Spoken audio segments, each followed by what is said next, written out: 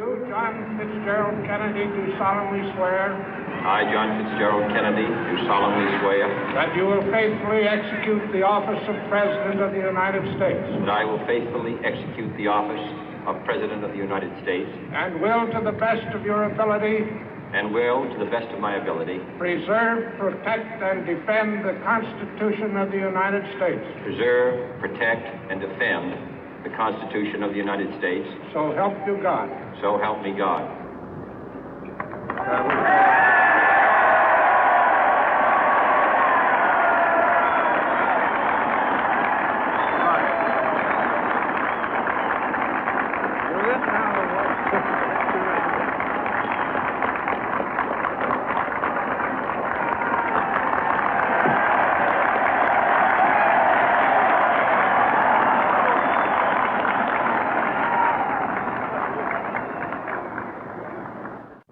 Vice President Johnson, Mr. Speaker, Mr. Chief Justice, President Eisenhower, Vice President Nixon, President Truman, Reverend clergy, fellow citizens. We observe today not a victory of party, but a celebration of freedom, symbolizing an end as well as a beginning, signifying renewal as well as change. For I have sworn before you and Almighty God the same solemn oath our forebears prescribed nearly a century and 3/4 ago.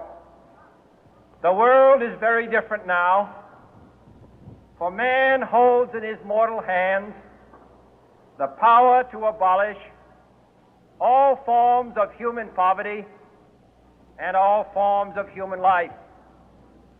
And yet the same revolutionary beliefs for which our forebears fought are still at issue around the globe. The belief that the rights of man come not from the generosity of the state, but from the hand of God. We dare not forget today that we are the heirs of that first revolution. Let the word go forth from this time and place to friend and foe alike that the torch has been passed to a new generation of Americans born in this century, tempered by war, disciplined by a hard and bitter peace, proud of our ancient heritage, and unwilling to witness or permit the slow undoing of those human rights to which this nation has always been committed and to which we are committed today at home and around the world.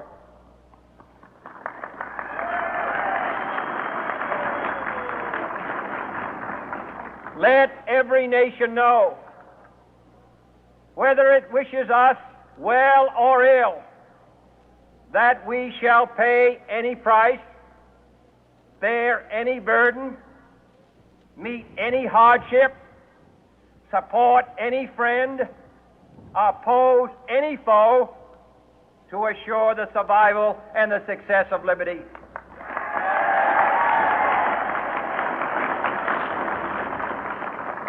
This much we pledge and more. To those old allies whose cultural and spiritual origins we share, we pledge the loyalty of faithful friends. United, there is little we cannot do in a host of cooperative ventures.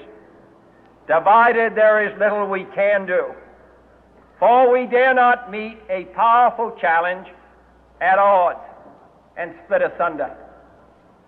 To those new states whom we welcome to the ranks of the free, we pledge our word that one form of colonial control shall not have passed away merely to be replaced by a far more iron tyranny. We shall not always expect to find them supporting our view, but we shall always hope to find them strongly supporting their own freedom, and to remember that in the past, those who foolishly sought power by riding the back of the tiger ended up inside.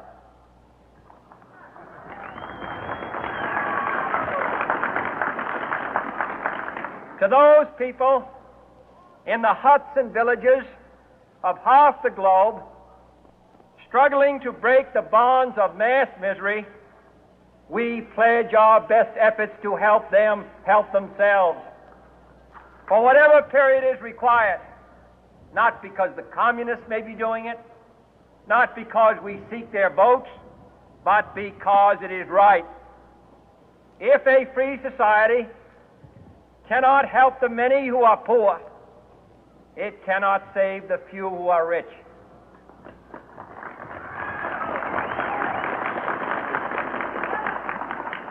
To our sister republics south of our border, we offer a special pledge to convert our good words into good deeds, in a new alliance for progress, to assist free men and free governments in casting off the chains of poverty.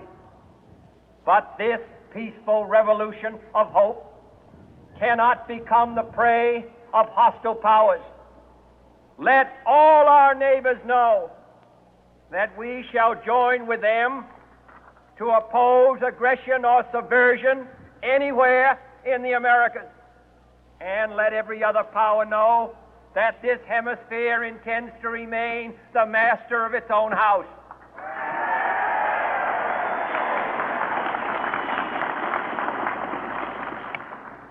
To that world assembly of sovereign states, the United Nations, our last best hope, in an age where the instruments of war have far outpaced the instruments of peace, we renew our pledge of support to prevent it from becoming merely a forum for invective, to strengthen its shield of the new and the weak, and to enlarge the area in which its writ may run. Finally, to those nations who would make themselves our adversary, we offer not a pledge, but a request that both sides begin anew the quest for peace. Before the dark powers of destruction, unleashed by science, engulf all humanity in planned or accidental self-destruction, we dare not tempt them with weakness, for only when our arms are sufficient beyond doubt can we be certain beyond doubt that they will never be employed. But neither can two great and powerful groups of nations take comfort from our present course, both sides overburdened by the cost of modern weapons, both rightly alarmed by the steady spread of the deadly atom, yet both racing to alter that uncertain balance of terror that stays the hand of mankind's final war. So let us begin anew, remembering on both sides that civility is not a sign of weakness, and sincerity is always subject to proof. Let us never negotiate out of fear, but let us never fear to negotiate.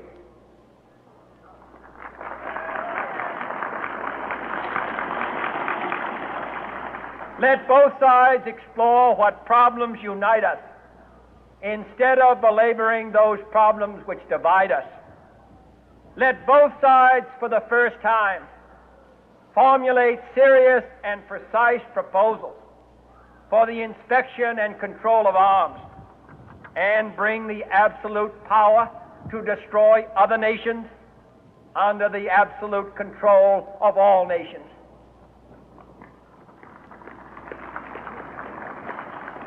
Let both sides seek to invoke the wonders of science instead of its terrors. Together, let us explore the stars, conquer the deserts, eradicate disease, tap the ocean depths, and encourage the arts and commerce. Let both sides unite to heed in all corners of the earth the command of Isaiah to undo the heavy burden and let the oppressed go free. And if a beachhead of cooperation may push back the jungle of suspicion, let both sides join in creating a new endeavor, not a new balance of power, but a new world of law, where the strong are just and the weak secure and the peace preserved.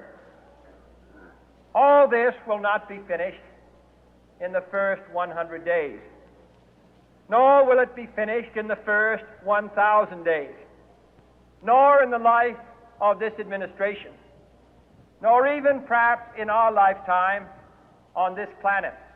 But let us begin.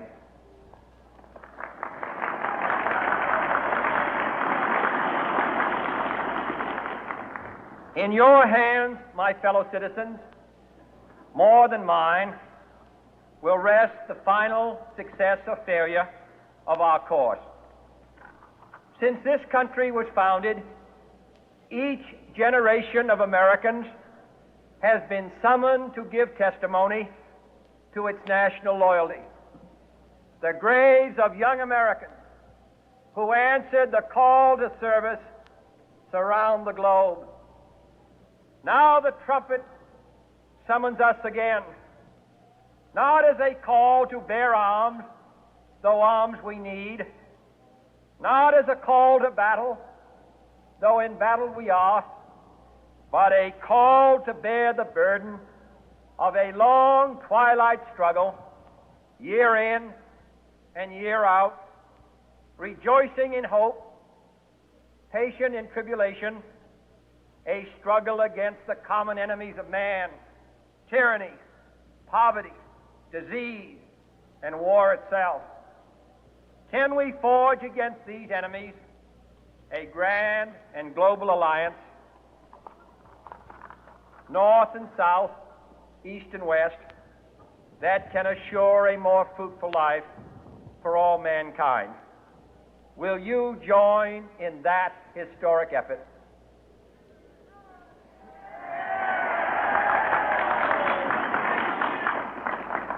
In the long history of the world, only a few generations have been granted the role of defending freedom in its hour of maximum danger.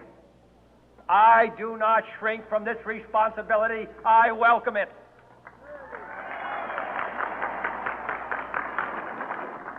I do not believe that any of us would exchange places with any other people or any other generation. The energy, the faith, the devotion which we bring to this endeavor will light our country and all who serve it. And the glow from that fire can truly light the world. And so, my fellow Americans, ask not what your country can do for you, ask what you can do for your country.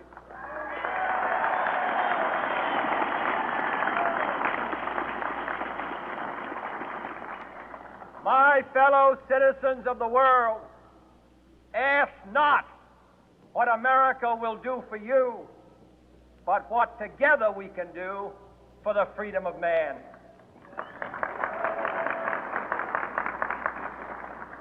Finally, whether you are citizens of America or citizens of the world, ask of us here the same high standards of strength and sacrifice which we ask of you.